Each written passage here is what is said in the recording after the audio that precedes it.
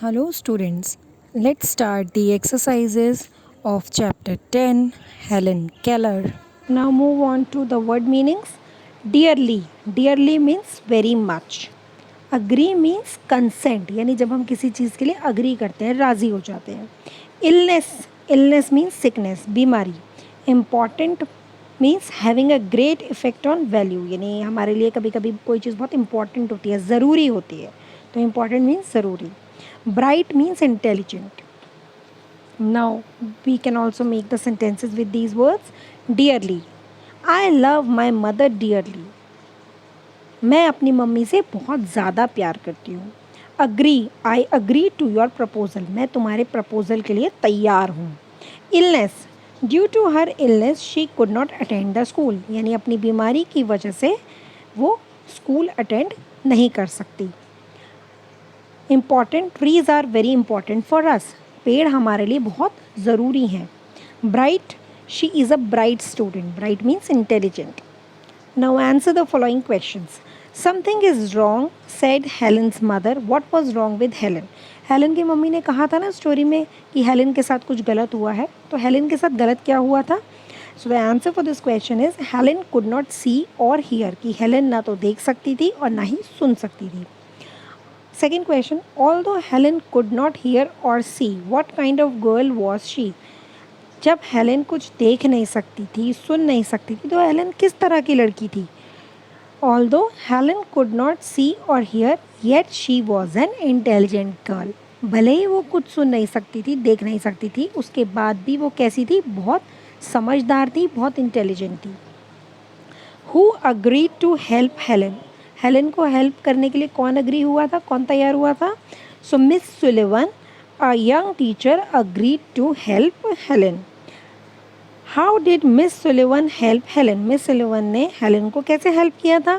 So Miss Sullivan taught Helen the letters with special hand signs, यानी हाथ से sign बना के उन्होंने हेलन को चीज़ों को समझाने की कोशिश की थी. What was the most important thing that Helen finally understood? Helen ने finally क्या समझा? So the answer for this question is Helen finally understood that words are the most important things in the world. कि जो शब्द होते हैं वो बहुत important होते हैं. Let's talk. How do people who cannot see read? यानी जो लोग देख नहीं पाते हैं वो लोग कैसे पढ़ते हैं? The people who cannot see read through special script और ब्रेल, यानी वो किस तरह से पढ़ते हैं? एक स्पेशल स्क्रिप्ट होती है जिसे हम ब्रेल कहते हैं. It is a printing with raised letters that can be red bye touching the words with their fingers, यानी उसमें प्रिंटिंग ऐसी होती है कि जो लेटर्स होते हैं वो रेज्ड होते हैं और उनको कैसे पढ़ा जाता है? अपनी उंगलियों से टच करके. Now next is what is the script for children who can not see called, यानी उस स्पेशल स्क्रिप्ट को क्या कहा जाता है? तो उसे क्या कहते हैं? Braille. Next, match the two parts of sentences given under column A and B. Add but to join the two parts and write complete sentences. Column A में सेंटेंसेस हैं, कॉलम बी में सेंटेंसेस हैं, हमको आपस में match करना है, but they are incomplete. So what we have to do? We have to put but.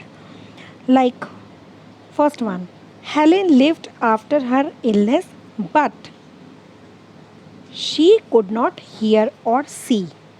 Next, she could not see or hear, but she was very intelligent.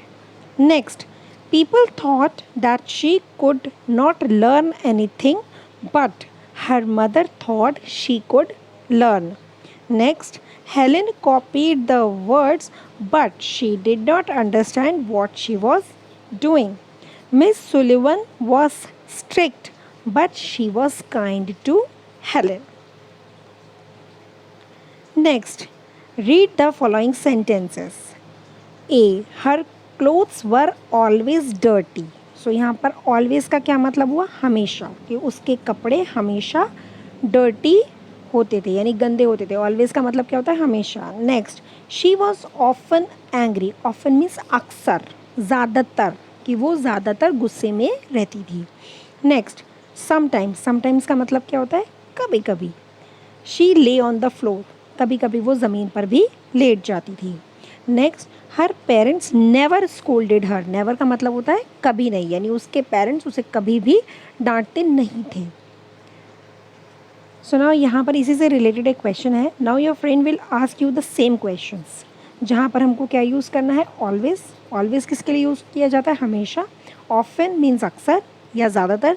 Sometimes means कभी कभी, and never means कभी नहीं। जैसा first question है, how often do you ओबे your parents, यानी आप अपने पेरेंट्स को कितना ओबे करते हो, यानी कितनी उनकी रिस्पेक्ट करते हो, कितनी उनकी बात मानते हो। तो इट इज़ ऑलवेज, हमेशा। हम अपने पेरेंट्स की बात हमेशा मानते हैं।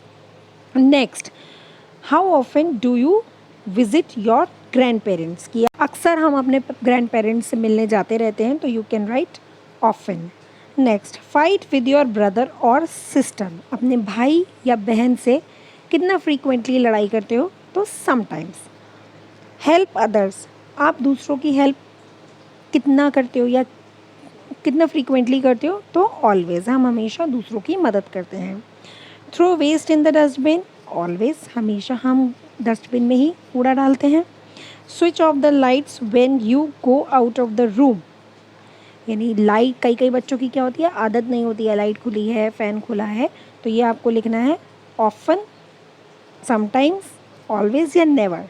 तो ज़्यादातर बच्चे क्या करते हैं, कभी कभी बंद कर देते हैं, कभी कभी खुली छोड़ देते हैं। So it depends on you, तो you have to choose yourself. Next, leave the tap on while brushing your teeth, तो ये तो बच्चों की बड़ी ख़राब आदत होती है कि वो ज़्यादातर ऑलवेज क्या करते हैं, जब ब्रश करते हैं तो पानी की टैप खुली छोड़ देते हैं। Tear pages from your notebook, वैसे तो हमें कभी नहीं फाड़ने चाहिए पेजेस, टीयर का मतलब होता है फाड़ना, तो नेवर पे टिक होना चाहिए। लेकिन कुछ बच्चों की आदत होती है, एरोप्लेन बनाना है, बोट बनानी है, ये बनाना है, तो वो बार बार क्या करते हैं, कॉपी में से पेजेस को टीयर करते रहते हैं। So these are all the exercises of chapter 10 Helen Keller. Thank you everyone.